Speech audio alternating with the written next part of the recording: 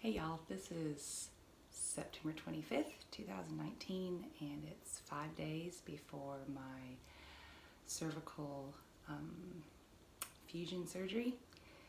And I was just going to do a video to show what life has been like for me lately and what I hope we'll see improvement from this surgery. So ideally I did not want fusion surgery because I've heard negative things about it, about adjacent segment issues that could happen in the future. For those who aren't well versed in fusion like I was until recently, that means that the vertebrae and the discs above and below where the bones are going to be fused together, oftentimes within 5 or 10 years they also become more stressed and worn and can bulge and herniate and require further surgeries. However, my surgeon is very well experienced at disc replacement. He said that if that were the case, I could likely have disc replacement instead of fusion in the future, especially since now I know what it feels like to have disc issues, and I will not be putting it off for 4 or 5 years next time. Because of putting it off, I've caused a ton of damage to the bones and have learned that I need to listen to my body and not put off insisting on getting imaging done to get a diagnosis. And oftentimes we moms, especially of special needs or multiple children, we just push aside our own pain and our own discomforts because we see their kids as a higher priority to take care of. And knowing if mom is down and if mom is getting a test or treatment or injections, that means they are not getting what they need. And with all we have going on with our kids, especially our special needs kiddos, that was put on the back burner for years until I started losing the abilities of my arms and having multiple issues, not only physical but mental and spiritual, becoming very discouraged. And so I have a new infusion of hope. 2019 is our year of hope, and hope that from this surgery, at least physically, we'll be able to be there for my kids and be there for the ministry God has called me to, my marriage, and all the other things just surrounding life right now in this season. Being in our 40s, for those of us in this stage, is just a crazy culmination of lots of things in life, and so we have to juggle a lot. So first of all, I was going to show you guys what's happened to my body. I'm not able to turn my head much further than this. If I do, I'm going to probably regret it for the next few days because I'll have a lot of inflammation and pain, especially since they took me off of my anti-inflammatory medicines, even supplements, vitamins, anything having to do with anti-inflammatory. It's gone for months because they want the bones to fuse naturally, and inflammation is a way they fuse naturally. So I'm going to have inflammation, which means pain. So, but that's just part of the process. So can't turn my head much. If I look up, it will be very painful. So I can look about that high up, that high down. Rolling my shoulders is something I do all the time because the muscle spasms have been so hard. It's been like a brick wall for a good 4 years. Chiropractors couldn't explain it other than, hey, you're a stressed mom. But they never did the imaging to see that there was a disc absolutely squished like flat as a pancake for over 4 years, causing all this pain. And so I just lived with that tension and that stiffness and those muscle spasms for years, just trying things to get palliative treatment that didn't last long at all. And migraines about an average of once a week. When I didn't have a migraine, I still have had lots of tension, pain going up my head. It affects my mood a lot, affects my perspective, my attitude, my parenting. And I really, really hope and pray that a lot of that will be gone very soon, and my kids will be able to see me laugh and smile more, not just infrequently, which honestly surprises them sometimes when mommy is actually in a good mood and really, really happy and silly because she's not hurting. And so as y'all can see, I used to have very, very toned arms. I was what you would call like a bodybuilder mom because I was constantly working physically, lifting and pulling and pushing, and didn't even have time to eat at times. And so I would even lose weight just working so much on this house that we've been renovating for the last 2.5 years, and doing tons of yard work because I absolutely love working outside. And so my muscle tone is down to nothing because the pinched nerves have caused no muscle ability pretty much of my biceps, just my triceps, which allow my arms to still work somewhat, but it's very fatiguing, very sore. Driving became very difficult for me. Just felt like I was holding barbells when I would hold onto the steering wheel. And so lots of pain in my arms. My wrists have pretty much no strength in them anymore when they were tested at the neurosurgeon. And so my reflexes are diminished or gone in my arms. I have numbness in places like below my shoulders because the C5, C6 nerves, they provide sensation, feeling to parts of my arms. I wake up a lot of times with tingling, numbness in my fingers. Don't have complete feeling in them 100% of the time. And I have a very weak grip right now. Before, I mean, I could squeeze your hand off, but there's not a lot of grip there right now. And even picking up a milk carton can hurt sometimes just because it feels like my wrists are really straining. Twisting things hurts. Even texting, typing, using my fingers to pick up a pill. There's days where I just fumble all over and it's like my brain and hands don't cooperate. Reaching for things, picking up stuff and then dropping it again, just very frustrating because it feels like I'm just being absent-minded and clumsy when I actually just don't have control over my hands. They just spontaneously just do things. I'll get like twitching in my arms that looks like they're alive, just out of the spasms from the nerve damage.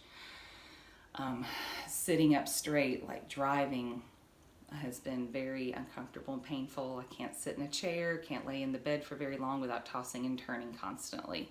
So sleep has been bad for years now. Recently it's gotten a lot worse because I almost always wake up with a lot of neck pain and have to sit in the shower for a long time just to relax my neck muscles to be able to move, use my head. I've been wearing a cervical collar now for a couple weeks everywhere I go because my neck is so flopping loosey-goosey because of finally getting on muscle relaxants to help all these spasms. So that's created muscle release, but it makes my neck extremely weak.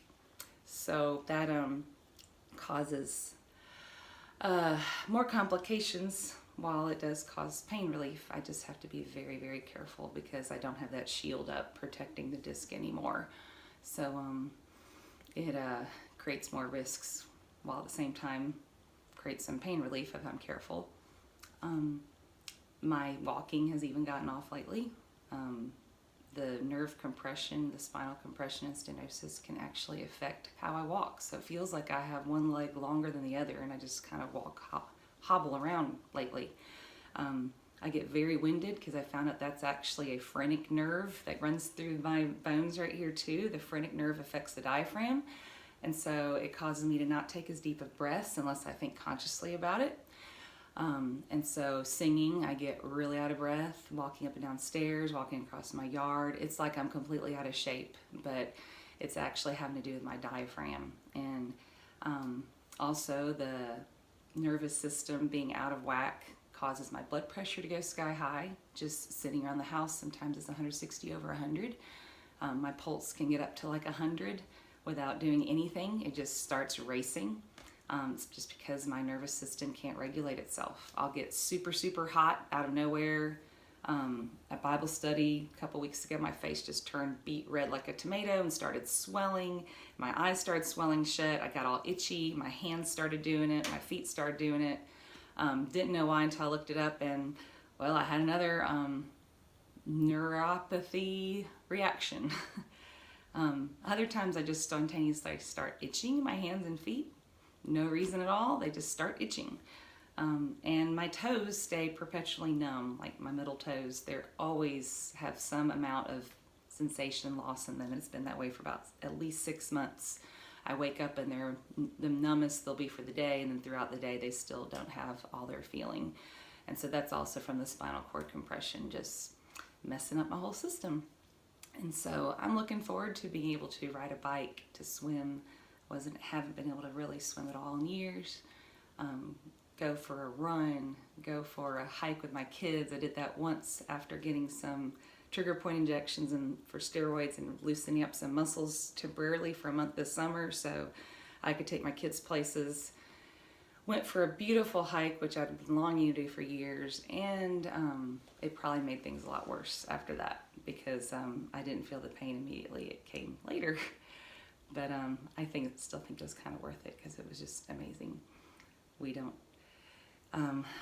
take for granted things like that when we are well, and when we're not well, we just long to enjoy things that we used to enjoy. And so I'm looking forward to having my arm use back, having my strength back, having my endurance back, being able to walk up and down stairs without wearing myself out, being able to brush my daughter's teeth without my neck killing me, and being able to sit down and read a book without my arms getting tired and having to switch hands because they just wear out. Looking forward to sleep at night and wake up in the morning feeling refreshed and not in pain. I'm looking forward to not being on like 17 different medicines and supplements. I'm hoping to cut it down to just a few and not have to rely on medication so much just to get through each day. But spiritually, that's a whole other story. God has carried me through many dark days. I've received Christian counseling, which has gotten me to this point. My counselor encouraged me to get help. She could see that I was not taking care of myself and recognizing that I did need medical help. And she pushed me until I got it. And I'm very thankful for that. And my walk with God has gotten stronger because we all know when we go through those dark days that when God is all we have, we realize He is all we need. And I don't want to forget that. I want to reflect on that and remember that even when and if I do completely heal from this. And so I covet your prayers going into surgery on Monday, September 30th at X time in the morning. It's going to be early. I'm going to wake up with a zipper neck, they call it, on my neck. And hopefully that will heal. And I'll have a story to tell from the scar of how I was healed through this. And oftentimes God doesn't miraculously heal us the way we want because He just wants to grow us through that. And maybe that is His plan. Maybe I will have some pain or issues that will not fully go away this side of heaven. But I'm becoming more trusting in Him, that He knows best. He's in control and He's using my story. It's very obvious through those who are concerned, those who are lost, who are asking questions. How can you trust in God when you're suffering so much?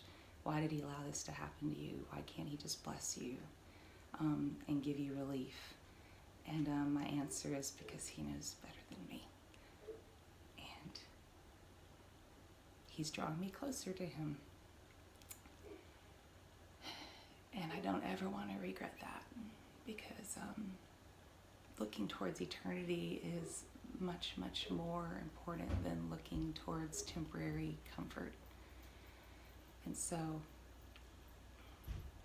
I try to keep that perspective and be thankful and have gratitude in my heart for all He carries me through, what He's been able to help me endure, and the attitude He gives me each day to look forward with hope and expectancy that He can use me.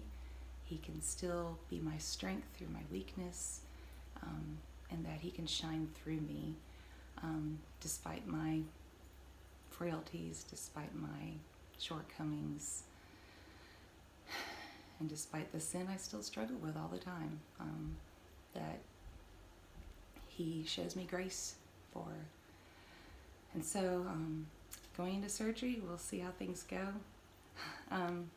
I will check back in and do a video showing the after and what I've been healed from.